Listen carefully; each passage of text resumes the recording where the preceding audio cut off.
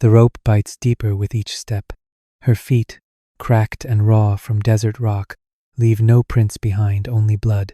She is not called by name. Names are for people. She is 14, Libyan, and silent.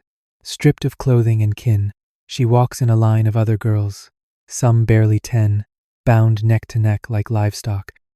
Behind them, smoke still rises from their village. Before them, the temple gates of Thebes gleam in the sun. This is where her life ends and the long death begins. She does not cry. That was taken from her during the march, somewhere between the shattered grove and the river crossing where the old woman collapsed and was left for jackals. Now, she learns to listen without reacting. When the guards joke about her hips, she listens. When the scribe calls her suitable for weaving or bearing, she listens. When the priest gestures toward her breast to show where the branding will go, she listens. But she does not speak. The Egyptian heat is cruel, but the silence is worse. In her old world, there were trees, shade, the smell of cumin and fish oil on her mother's dress. In this one, there is only the sting of rope, the rasp of sand in her teeth, and the pounding of her own heartbeat. The temple courtyard is already full. Rows of women, some Egyptian, some Syrian, some Nubian, kneel with heads shaved, backs arched unnaturally by hours of forced posturing. An overseer walks among them with a flail tucked under his belt, its head stained dark. Behind him, boys too young to understand stand with wax tablets, recording inventory. One female, one bracelet, no name. The girl is brought before a basin. Her ankles are scrubbed with reeds until skin peels. Her body is oiled, hair ripped out by hot resin. She smells like copper and sour milk. 2 guards hold her arms while a priest steps forward with a rod of bronze. She hears the spell before she feels the heat. Then her skin sizzles, her legs give out, and the world narrows to a scream she keeps inside. The brand is a hieroglyph, ownership etched in pain. She is now marked for the temple, or perhaps for a nobleman's estate. No one tells her. It does not matter. In the scribe's eyes, she is already half ghost, a vessel to be used, broken, and replaced. She is not the first to be marked this way. She will not be the last.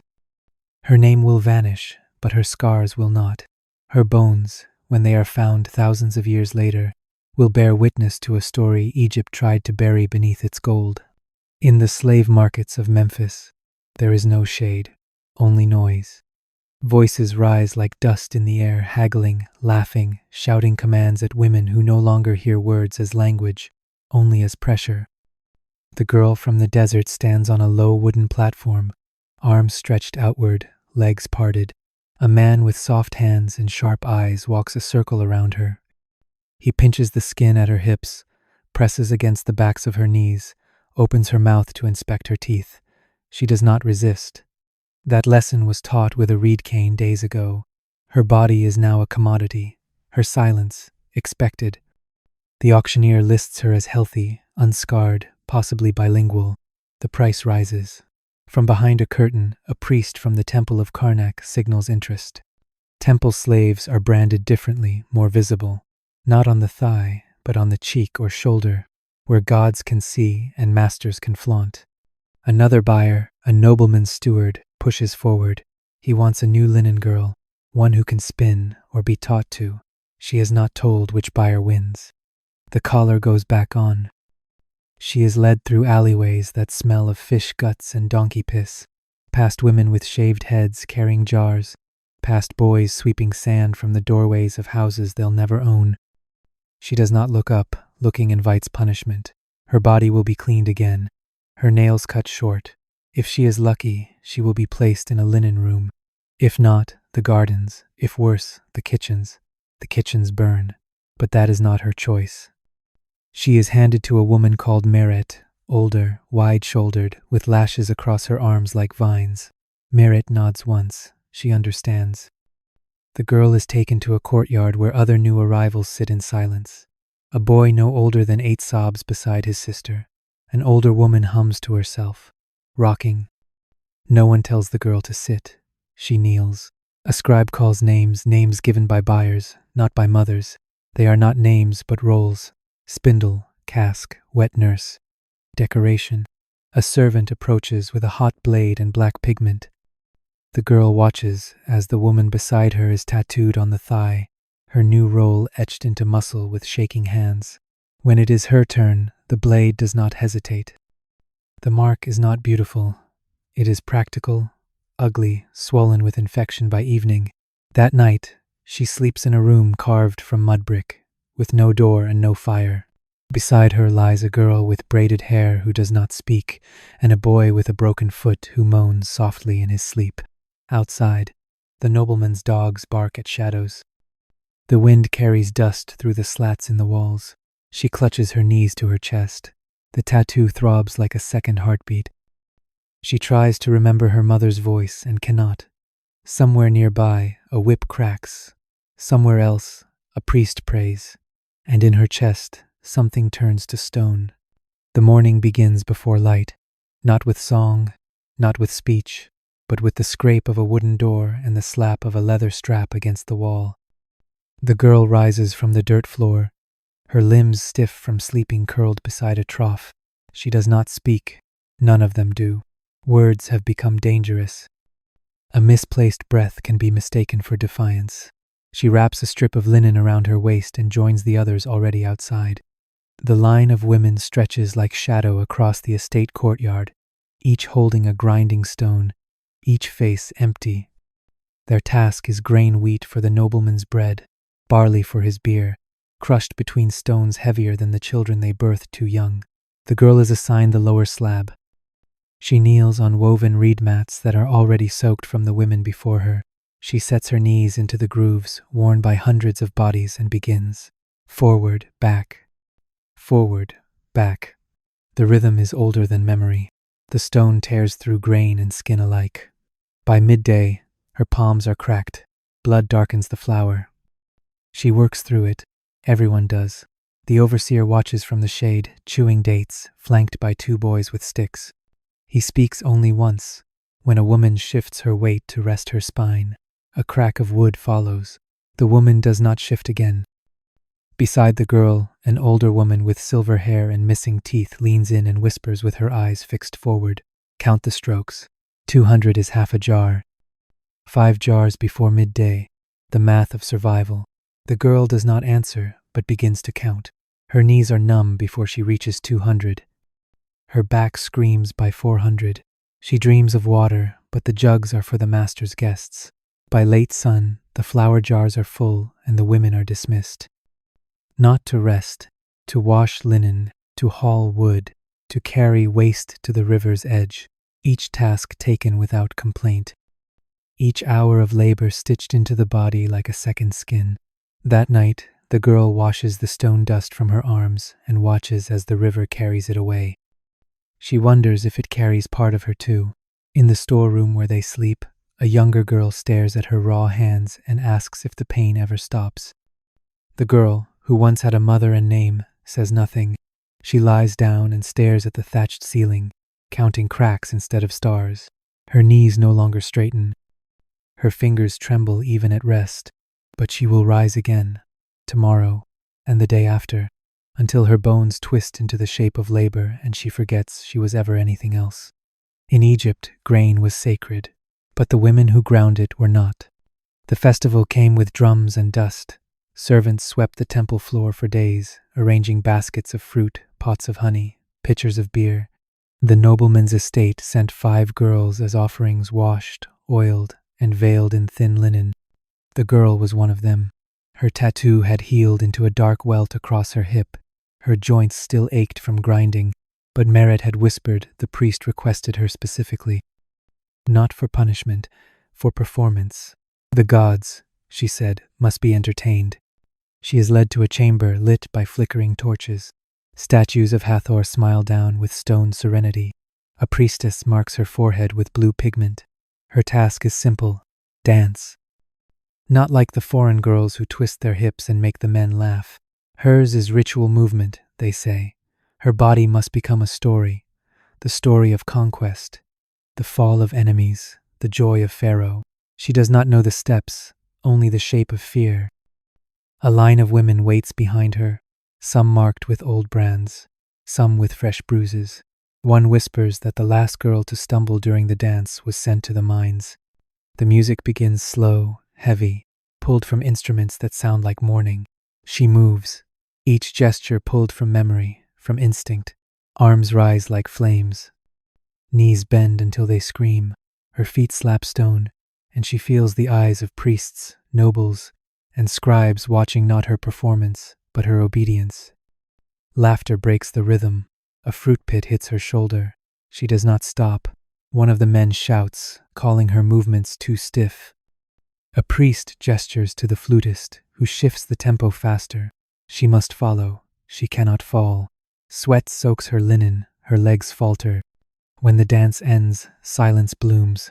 She is dismissed without praise, without food, without rest. She walks back through the side corridor where blood stains the walls from another offering, one that displeased. In the courtyard, women perform other rituals. A young Syrian girl lies flat on her back, belly painted with ochre, while priests chant over her. They say she is being blessed with fertility. The girl watches, knowing this is not blessing, it is preparation. That night, her body burns from exertion. Her muscles pulse with remembered rhythms. In the storeroom, Meret speaks softly. "You did well. They will ask for you again." The girl says nothing. She lies still as flies land on her skin. She stares at the crack in the ceiling where light from the moon spills through. Somewhere beyond the wall, the gods are praised. Offerings burned, drums echo. But in her chest, she feels only the weight of performance. In Egypt, worship demanded beauty, and beauty demanded suffering. She died in the night, but no one noticed until morning. Her name had been Sadia once, though the scribes never wrote it. She had ground wheat for 14 years. Her spine curved from kneeling, her fingers curled permanently inward. When they found her, her eyes were open, mouth slightly parted, as if she had tried to call someone who never came. The girl sat beside her for hours before the overseer dragged the body out by the ankles. No prayers, no oil, just a smear of blood on the floor and a silence that did not lift. By midday, Sadia was gone. 2 men carried her past the vegetable garden and behind the storage sheds, where the land dipped into a dry ravine. That was where they buried the others. No markers, no shrouds, just a hole and a stone to keep the jackals from digging.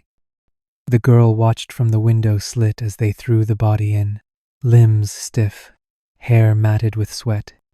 A cloud of flies rose from the pit like a second soul. The next day, another girl took her place at the grinding stone. The overseer said nothing. The kitchen demanded bread. The gods required offerings. And the dead were no excuse. The girl worked with a pressure in her chest that felt like something caving in. That night, she asked Meret what happened to slaves who died. Meret, kneeling by a water jar, only muttered, "They vanish. No afterlife. No journey through the Duat. Just rot." In a land obsessed with eternity, where even cats were mummified and buried with amulets, female slaves were given to the dust. There were no funeral rites, no spells. Their names were not spoken, their deaths not mourned. The papyri recorded their passing in inventory terms, one grinder lost, replaced with girl from North Storehouse. The priests taught that only the remembered could cross into the field of reeds. The girl realized then that her greatest punishment would not be labor, or hunger, or the flail across her back. It would be that no one would remember she ever lived. She began to mark the wall beside her sleeping mat, 1 scratch per night. She did not know why. Perhaps it was to count the days, perhaps to leave behind proof. But one night, the overseer saw the marks. He struck her across the mouth and washed them away with vinegar. "No marks," he said. "No messages. You are not a story." That night, her lips bleeding, the girl lay awake and stared into the darkness. Sadia was gone. The marks were gone. Her real name was already fading in her own mind. She mouthed it to herself, again and again, trying to keep the shape of it alive. But it sounded foreign, empty. In Egypt, the dead were wrapped in linen, blessed and immortalized. But female slaves died twice, once in the body, and again in memory. The bones were found beneath a collapsed storeroom wall near the edge of the estate. At first, the workers thought it was animal remains, until they noticed the curled position, the shape of the ribs, the fragments of linen clinging to the pelvis. No amulets, no charms, just brittle limbs and a skull marked with a single dent above the left temple. Years later, when archaeologists uncovered the site, they recorded her as specimen 312, female, young adult, likely domestic laborer, evidence of prolonged joint stress, pelvic scarring, and nutritional deficiencies. Her name was not found. It never would be. But her story remains written in calcium. Her knees were worn smooth from grinding, her spine compressed from lifting, her teeth flattened by grit from unfiltered grain. On the inner surface of her thigh, a faint tattoo so faded it had to be seen in angled light spelled out the symbol for linen. Her role, not her name. Nearby, they found the remains of an infant, no more than a few weeks old, curled against her belly, perhaps hers, perhaps another's. The sands could not say. The girl had long since turned to bone, but her suffering endured in the details. She had lived through the weight of service, through rituals that carved beauty from obedience and silence from pain. She had danced with blood between her toes. She had buried friends beneath moonlight. She had watched her own name dissolve like salt in Nile water. And still, she had endured, not to be remembered, but simply because there was no choice. What Egypt built, it built with hands like hers. The looms that spun linen for kings were powered by her blood. The bread laid at sacred altars came from her cracked fingers. The courtyards of noble homes shone because she washed their stones with her knees, but none of it carried her name. Only her body bore the records scar by scar, break by break. When her labor ended, no tablet recorded her value. No priest spoke her soul to the gods. She was left in a hole behind a wall, wrapped in nothing but her own silence.